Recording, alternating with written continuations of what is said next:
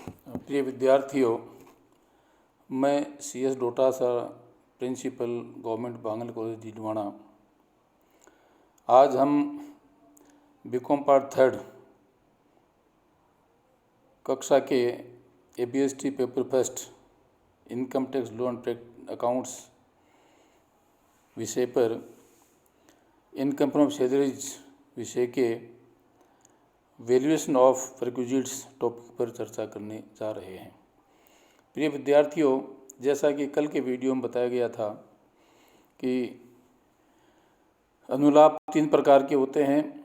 साधारण तथा विशिष्ट सभी कर्मचारियों के कर योग्य अनुलाभ। नंबर 2, केवल विशिष्ट कर्मचारियों के लिए कर योग्य अनुलाभ। और नंबर 3, साधारण तथा विशिष्ट सभी कर्मचारियों के लिए करमुक्त अनुलाभ। इसमें से तो प्रथम कैटेगरी के अनुलाभ हैं साधारण तथा विशिष्ट सभी कर्मचारियों के लिए कर योग्य अनुलाभ। इस श्रेणी में ये 14 प्रकार के अनुलाभ आते हैं। इनमें से प्रथम 2 की चर्चा हमने कल के वीडियो में की थी। Number 1, rent free house accommodation और number 2, house accommodation at concession rent. आज हम शेष जो अनुलाभ हैं उन पर चर्चा करने जा रहे हैं। तो इसी कड़ी में तीसरा अनुलाभ आता है कर्मचारी के दायित्वों का नियोक्ता द्वारा भुगतान। प्रिय विद्यार्थियों, जैसा कि आप जानते हैं,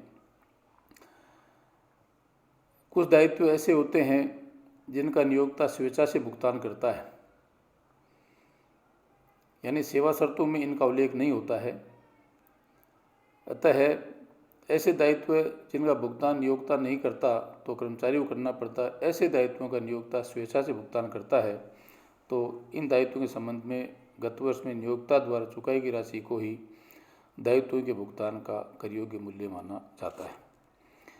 अगला अनुलाभ आता है इसमें कर्मचारी के LIC प्रीमियम यानी जीवन बीमा प्रीमियम तथा एन्युटी प्रीमियम का नियोक्ता द्वारा भुगतान। प्रिय विद्यार्थियों, LIC प्रीमियम और एन्युटी प्रीमियम यदि पॉलिसी कर्मचारी की है तो इनके प्रीमियम का भुगतान का दायित्व भी कर्मचारी का ही होता है। लेकिन यदि इनके लिए नियोक्ता भुगतान कर देता है तो प्रीमियम की नियोक्ता द्वारा चुकाई गई राशि को ही अनुलाभ की सुविधा का मूल्य माना जाता है। अगला अनुलाभ आता है इसमें नियोक्ता द्वारा कर्मचारी को आवंटित प्रतिभूति अथवा स्वेट क्षमता अंशों का मूल्यांकन। प्रिय विद्यार्थियों, कभी कभी नियोक्ता कंपनी अपने कर्मचारियों को प्रतिभूति यानी अंश और स्वेट क्षमता अंशों का आवंटन भी करता है, रियायती दर पर या निःशुल्क यानी मुफ्त। अब इनका मूल्यांकन कैसे करें, तो इसके लिए आयकर नियमों में यह प्रावधान दिया गया है कि कर्मचारी को एक ऑप्शन यानी विकल्प दिया जाता है और विकल्प की तिथि को इन प्रतिभूतियों या अंशों का जो उचित बाजार मूल्य होता है उसी को इन अंशों का मूल्य माना जाता है। अगला आता है इस कड़ी में नियोक्ता द्वारा करदाता के संबंध में अनुमोदित अधिवार्षिकी कोष में 1,50,000 रुपये से अधिक का अंशदान। प्रिय विद्यार्थियों, अधिवार्षिक कोष 2 प्रकार का होता है, यानी सुपर फंड 2 प्रकार का होता है। एक अप्रूव्ड और दूसरा अनअप्रूव्ड, अनुमोदित और दूसरा गैर अनुमोदित। तो यदि गत वर्ष में नियोक्ता कर्मचारी के अनुमोदित अधिवार्षिकी कोष में 1,50,000 रुपये से अधिक का अंशदान देता है तो उस स्थिति में 1,50,000 तक का अंशदान करमुक्त माना जाता है और 1,50,000 रुपये से जो अधिक राशि चुकाई गई है अंशदान की, उस राशि को कर्मचारी के लिए अनुलाभ का कर योग्य मूल्य माना जाता है। इसी कड़ी में अगला आता है ब्याज मुक्त ऋण की सुविधा का मूल्यांकन। प्रिय विद्यार्थियों, नियोक्ता कर्मचारियों को मुफ्त ब्याज या रियायती दर के ब्याज के रूप में लोन यानी ऋण की सुविधा प्रदान करता है। तो इसमें भी ब्याज की राशि ज्ञात की जाती है और उसे कर योग्य मूल्य माना जाता है। इस संबंध में कुछ अन्य जानकारी इस प्रकार से है जो आपके लिए बहुत उपयोगी साबित होगी कि निम्न दो परिस्थितियों में ब्याज की सुविधा करमुक्त मानी जाती है। नंबर एक है कि यदि नियोक्ता कर्मचारी को आयकर नियम 3A के अंतर्गत उल्लेखित बीमारियों के इलाज के लिए यदि ब्याज मुक्त ऋण की सुविधा प्रदान करता है तो ऐसे ऋण का ब्याज करमुक्त माना जाता है। परंतु इसका एक दफा दिया गया है कि यदि कर्मचारी को स्वास्थ्य बीमा योजना के तहत बीमा कंपनी से कुछ क्लेम की राशि प्राप्त हो जाती है तो लोन की राशि में से क्लेम के बराबर राशि का जो ऋण है उस पर ब्याज की सुविधा करमुक्त नहीं होती है और शेष पर यह राशि करमुक्त होती है। और दूसरा अपवाद बताया गया है कि यदि गत वर्ष में कुल मिलाकर ऋणों की कुल राशि 20,000 रुपये से अधिक नहीं हो तो ऐसे ऋणों का ब्याज भी करमुक्त माना जाता है। अब ब्याज की सुविधा की गणना के लिए ब्याज की दर में आवश्यकता होती है।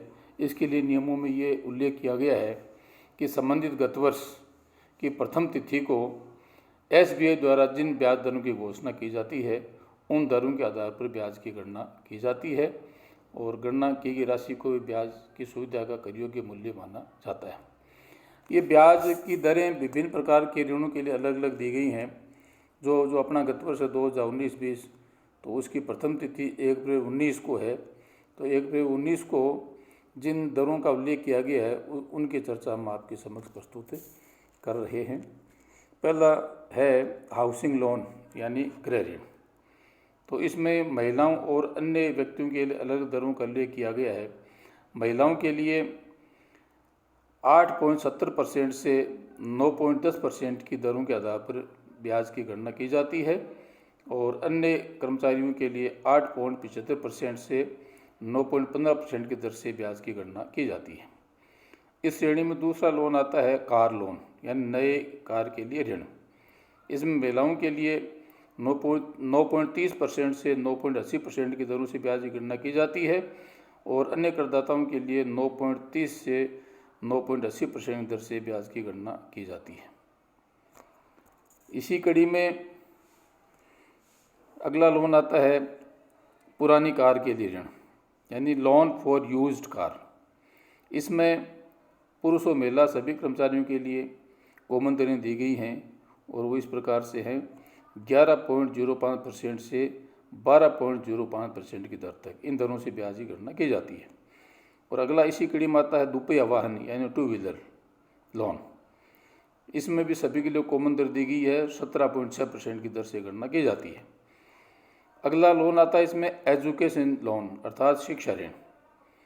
तो इसमें लोन की अमाउंट के हिसाब से दरों का उल्लेख किया गया है कि यदि ऋण की राशि 7.5 लाख रुपये तक हो तो 10.55% की दर से ब्याज की गणना की जाती है और यदि ऋण की राशि 7.5% से 7.5 लाख से अधिक हो तो 10.80% की दर से ब्याज की गणना की जाती है। और छात्राओं के लिए इन दोनों ही दरों में 0.5% की रियायत दी गई है यानी 10.55% के स्थान पर 10.05% की दर से गणना की जाएगी और 10.80% के स्थान पर 10.30% की दर से ब्याज की गणना की जाएगी। और अंतिम आता इसी कड़ी में पर्सनल लोन यानी निजी ऋण। निजी ऋण पर 17.10% की दर से ब्याज की गणना की जाती है। प्रिय विद्यार्थियों, एक बात और बताना चाहूँगा कि यदि मकान की मरम्मत के लिए यदि कर्मचारी को नियोक्ता ऋण देता है तो उसको हाउसिंग लोन की श्रेणी में नहीं रखा जाता है, बल्कि उस पर निजी ऋण वाली जो दर है 17.10% वो लागू होती है और उस दर से ब्याज की गणना की जाती है। अब ब्याज की गणना कैसे की जाती है तो इसके दो आधार दिए गए, यानी जो लोन का जो रीपेमेंट है पुनर्भुगतान है वो किस प्रकार से किया जाएगा। यदि वो मासिक किस्तों में किया जाता है तो अलग तरह से गणना की जाती है और मासिक किस्तों में नहीं किया जाता तो अलग तरह से ब्याज की गणना की जाती है। तो यदि ऋण का पुनर्भुगतान मासिक किस्तों में किया जाता है तो प्रत्येक माह के अंत में किस्त राशि घटाकर अधिकतम आउटस्टैंडिंग लोन की गणना की जाती है। प्रत्येक माह के एंड में गणना करते जाएंगे पूरे गत वर्ष के लिए और उनका योग किया जाएगा, उसको अधिकतम मासिक शेष का योग माना जाता है और उस पर दी हुई दर के आधार पर ब्याज की गणना की जाती है। और यदि मासिक किस्तों में ऋण का भुगतान नहीं किया जाता है तो उस केस में सिंपल जो दर है वो उस दर के आधार पर जितने महीनों के लिए लोन का उपयोग किया गया उन महीनों के लिए ब्याज की गणना की जाती है और उसको ब्याज का कर योग्य मूल्य माना जाता है। प्रिय विद्यार्थियों, इसी कड़ी में अगला अनुलाभ आता है छुट्टी मनाने के लिए जाने की सुविधा। प्रिय विद्यार्थियों, कि यदि कर्मचारी को छुट्टियों में घूमने के लिए जाने की सुविधा नियोक्ता द्वारा प्रदान की जाती है कर्मचारी या उसके परिवार के सदस्यों के लिए, तो इस संबंध में नियोक्ता द्वारा जो राशि व्यय की जाती है, खर्च की जाती है, उसी को घूमने जाने की सुविधा का कर योग्य मूल्य माना जाता है। इसी कड़ी में अगला अनुलाभ आता है निःशुल्क भोजन की सुविधा का मूल्यांकन। प्रिय विद्यार्थियों, भोजन में लंच व डिनर आता है, तो सामान्यतया गत वर्ष में जितनी राशि का भोजन का उपयोग कर्मचारी द्वारा किया जाता है वो राशि दी जाती है। अन्य शब्दों में ये कह सकते हैं कि इस भोजन सुविधा के लिए नियोक्ता द्वारा जो भुगतान गत वर्ष में किया जाता है उसी राशि को भोजन सुविधा का कर योग्य मूल्य माना जाता है। परंतु इसके 3 अपवाद दिए गए हैं। वो 3 अपवादों की स्थिति में ये भोजन सुविधा को करमुक्त माना जाता है। पहला अपवाद है कि कार्यालय समय में निःशुल्क नाश्ते की सुविधा प्रदान की जाती है तो उसको करमुक्त माना जाता है। नंबर 2 है कि कार्यालय समय में दूरस्थ स्थान पर भोजन सुविधा प्रदान की जाती है तो उसका मूल्य भी करमुक्त माना जाता है। और तीसरा का कार्यालय समय में कार्यस्थल पर या अन्य स्थान पर वाउचर के माध्यम से भोजन सुविधा प्रदान की गई हो तो यह है 50 रुपये प्रति भोजन तक करमुक्त होता है और शेष राशि को कर योग्य मूल्य माना जाता है। इसी कड़ी में अगला आता है उपहार की सुविधा का मूल्यांकन। प्रिय विद्यार्थियों, का जितनी कीमत का या जितनी राशि का उपहार दिया गया है उसी को अनुलाभ यानी उपहार की सुविधा का कर योग्य मूल्य माना जाता है। परंतु इसका एक अपवाद दिया गया है कि 5,000 रुपये तक अनुलाभ का मूल्य करमुक्त माना जाता है और 5,000 से अधिक की राशि को कर योग्य मूल्य माना जाता है।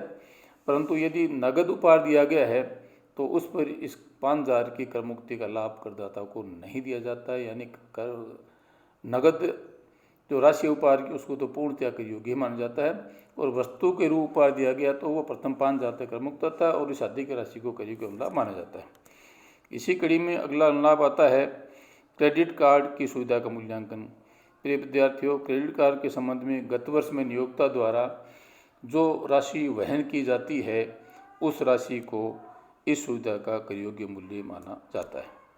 इसी कड़ी में अगला अनुलाभ आता है क्लब की सुविधा का मूल्यांकन। प्रिय विद्यार्थियों, प्रत्येक व्यक्ति स्वस्थ रहने के लिए क्लब में एक्सरसाइज वगैरह करने के लिए जाना पसंद करता है, यानी अपने आप को फिट रखने के लिए। तो ऐसी सुविधा यदि कर्मचारियों को प्रदान की गई है तो इस सुविधा के संबंध में गत वर्ष में नियोक्ता द्वारा कर्मचारी या उसके परिवार के सदस्यों के लिए जो राशि वहन की जाती है या व्यय की जाती है, भुगतान की जाती है, उसी राशि को इस सुविधा का कर योग्य मूल्य माना जाता है। प्रिय विद्यार्थियों, इसी कड़ी में अगला अनुलाभ आता है चल संपत्ति के उपयोग की सुविधा का मूल्यांकन। प्रिय विद्यार्थियों, यदि गत वर्ष में नियोक्ता कर्मचारी को या उसके परिवार के सदस्यों को चल संपत्ति के उपयोग सुविधा प्रदान की जाती है तो ये सुविधा भी साधारण तथा विशिष्ट सभी कर्मचारियों के लिए कर योग्य मानी जाती है और इसका आयकर नियम के अनुसार मूल्यांकन किया जाता है। इसके मूल्यांकन की निम्न 2 परिस्थितियाँ उत्पन्न होती हैं। पहली परिस्थिति है कि यदि चल संपत्ति नियोक्ता ने किराए पर लेकर दी है, इस स्थिति में गत वर्ष में कर्मचारी तथा उसके परिवार के सदस्यों के लिए चल संपत्ति के संबंध में जो किराया चुकाया जाता है उस चुकाए गए किराए की राशि को ही चल संपत्ति के उपयोगी सुविधा का कर योग्य मूल्य माना जाता है। और नंबर 2 इसमें आता है कि यदि चल संपत्ति का स्वामी नियोक्ता हो, यानी यदि नियोक्ता की चल संपत्ति हो और कर्मचारी या उसके परिवार सदस्यों को उपयोग के लिए दी गई हो तो उस स्थिति में चल संपत्ति मूल लागत के 10% वार्षिक के बराबर राशि को अनुलाभ का मूल्य कर योग्य मूल्य माना जाता है। परंतु कंप्यूटर तथा इलेक्ट्रॉनिक वस्तुओं को चल संपत्ति उपयोग के रूप में दिया गया हो तो ये अनुलाभ जो है वो सभी कर्मचारियों के लिए करमुक्त माना जाता है।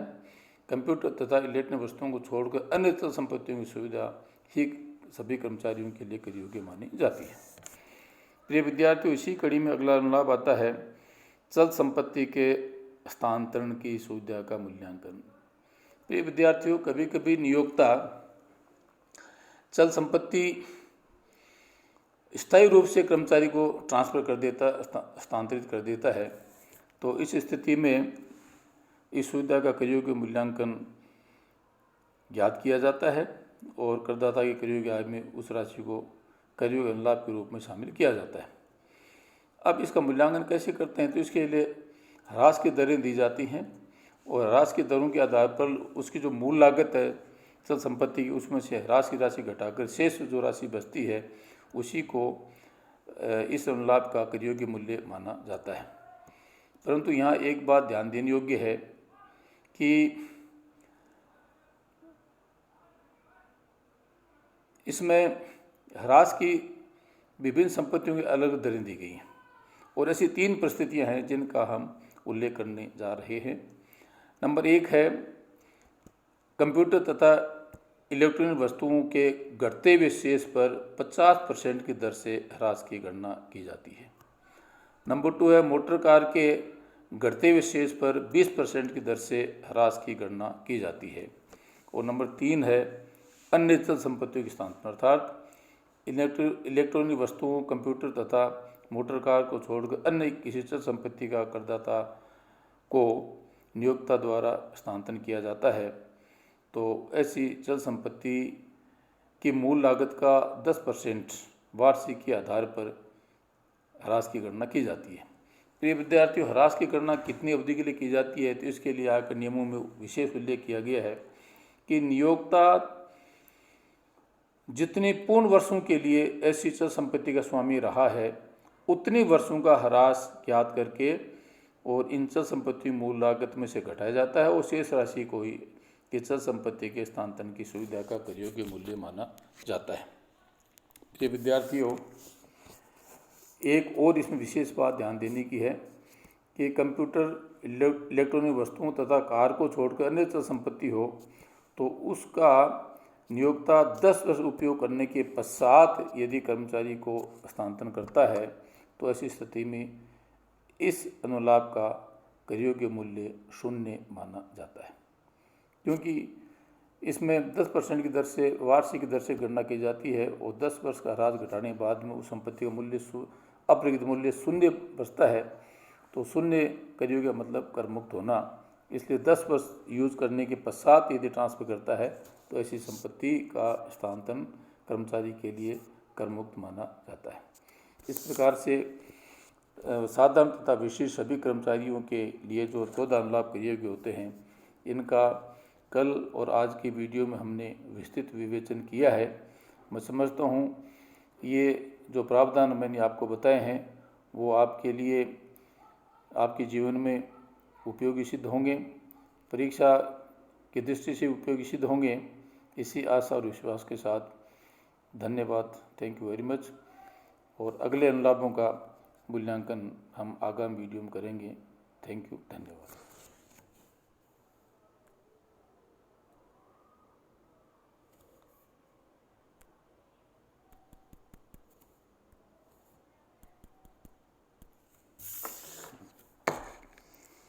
वी रिकॉर्डर निकालो।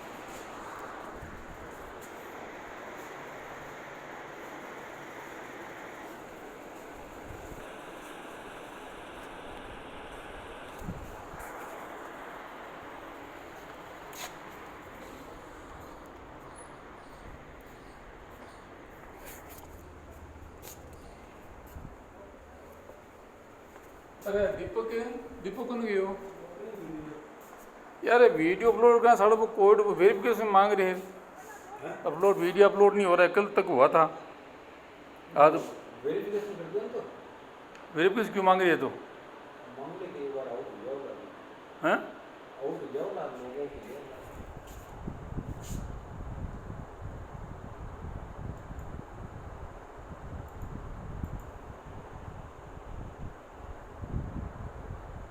ये विद्यार्थी हो, वेरीफाई कर दो। मैं CS Dodra sir principal new share YouTube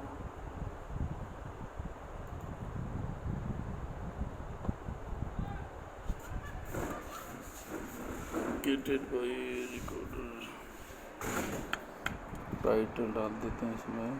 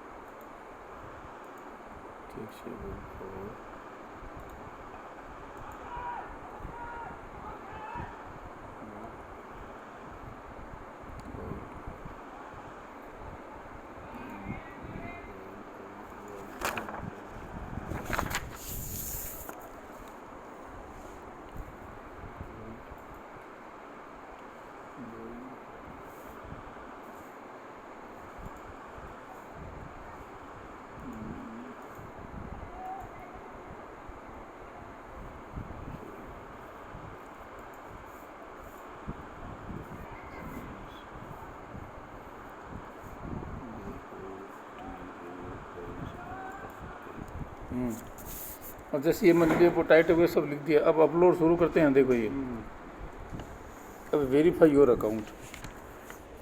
हाँ तो वेरीफाई कर दो। ये अकाउंट वेरीफाई मांग रहा है। फ़ोन नंबर गलत है। मेल 94 144 लिखो। हाँ एक नहीं मेरा। हाँ कौन नहीं 94 144 94 144 65 405 ग्राउंड में लगाना पड़ी। 94 144 और 65 405।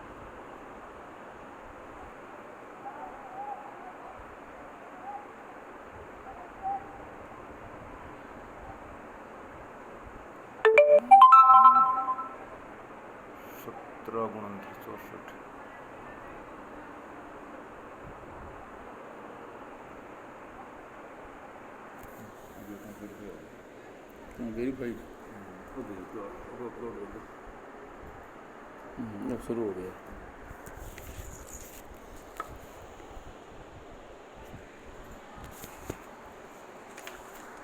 बेटा रोज क्या देख डालो।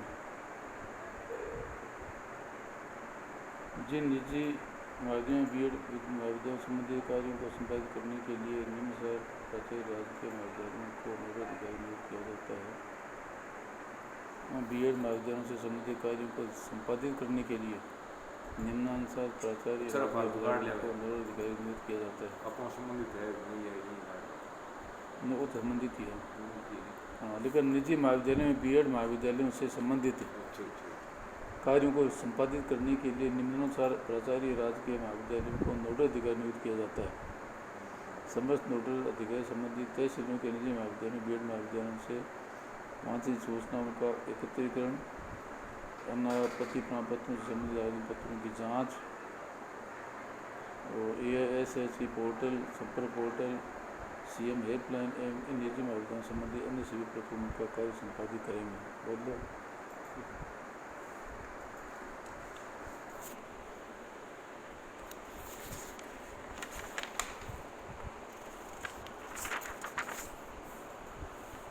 जो ये डीडवाना का है तो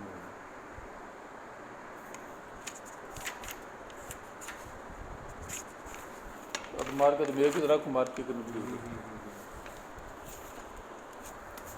वो थोड़ा नोडल अधिकारी बनेड़ा है ना मकराना का। मकान का नहीं, तो नहीं नहीं पहली हाँ मकराना के लिए प्रॉपर तो नोडल ही हो हाँ का और की हो। ना नोडल प्रिंसिपल आज वोट रहे हैं को तो मतलब वहाँ से समय सभी खर्चों का मतलब ये करेंगे, अब वहन करेंगे सारी करके। देखी में बहुत सारी वीडियो है गैस की मदद हो रही है।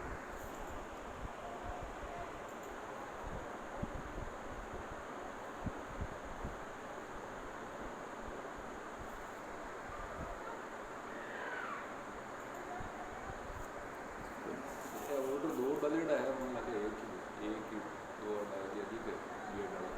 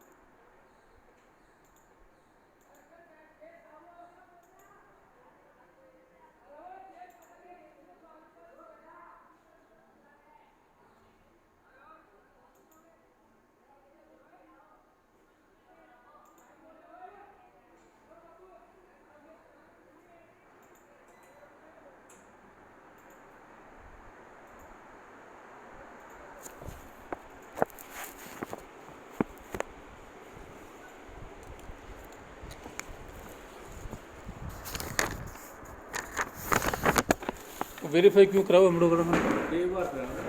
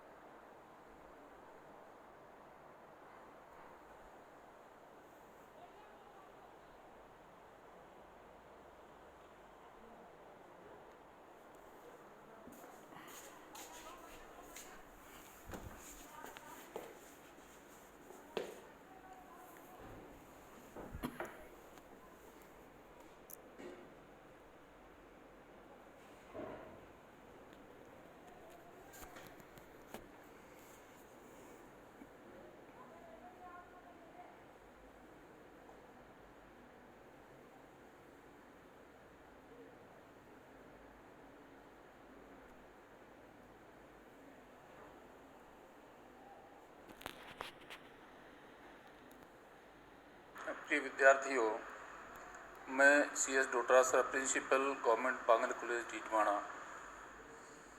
आज हम बीकॉम पार्ट थर्ड के ABST फर्स्ट पेपर फर्स्ट के इनकम ऑफ सैलरीज हेड के अंतर्गत वैल्यूएशन ऑफ परक्यूजिट्स यानी अनुलाभों का मूल्यांकन टॉपिक पर चर्चा करने जा रहे हैं। प्रिय विद्यार्थियों, अनुलाप किसे कहते हैं? अनुलाप का क्या अर्थ होता है? तो इसमें ये विधान में बताया गया है कि नियोक्ता द्वारा कर्मचारियों को जो सुविधाएं या गैर मौद्रिक अनुलाप प्रदान किए जाते हैं उन्हें अनुलाप कहा जाता है। अर्थात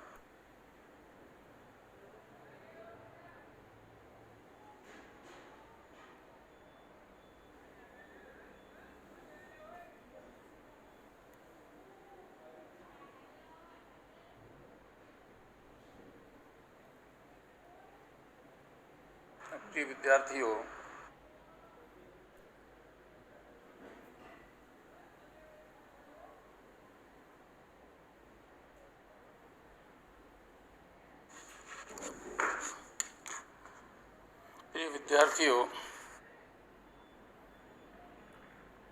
प्रिय विद्यार्थियों, मैं CS Dotasra principal government Pangal college Titwana. आज हम बीकॉम पार्ट थर्ड।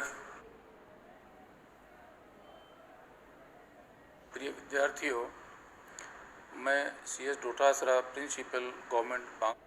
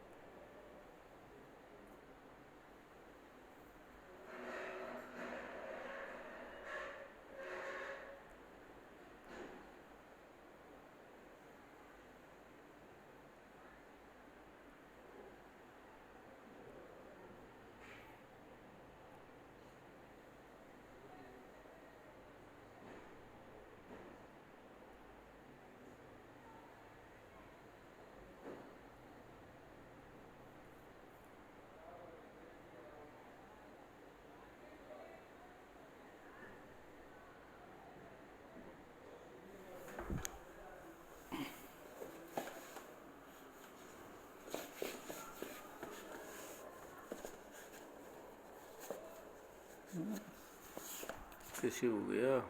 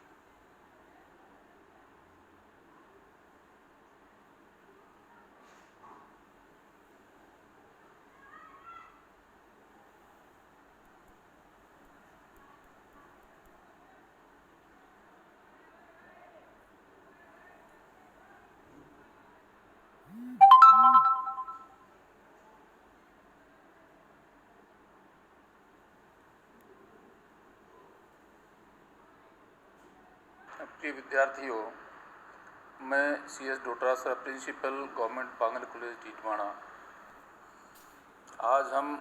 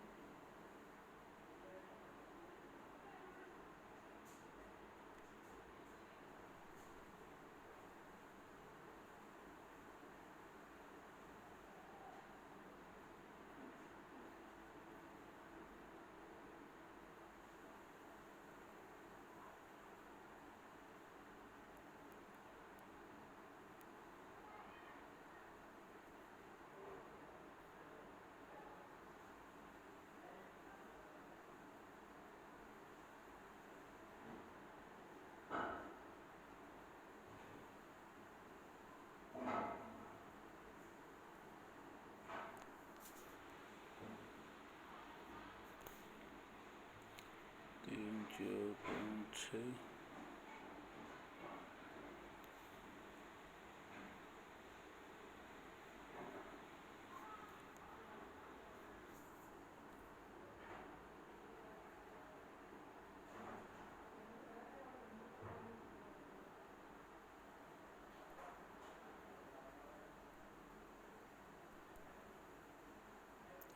किसी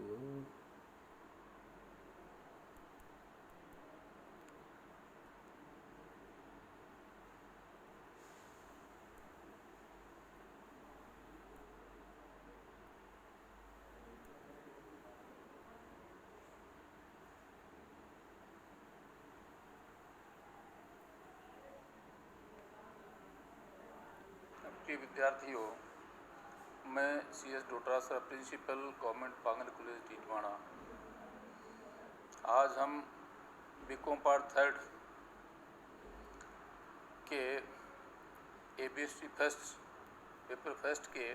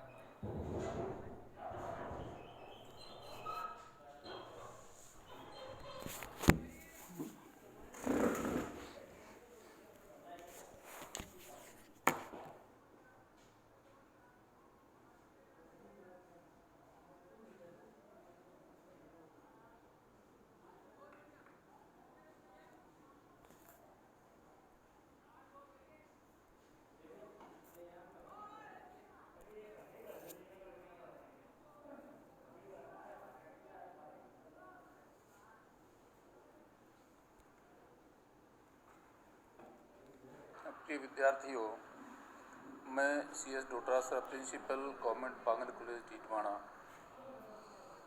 आज हम बीकॉम पार्ट 3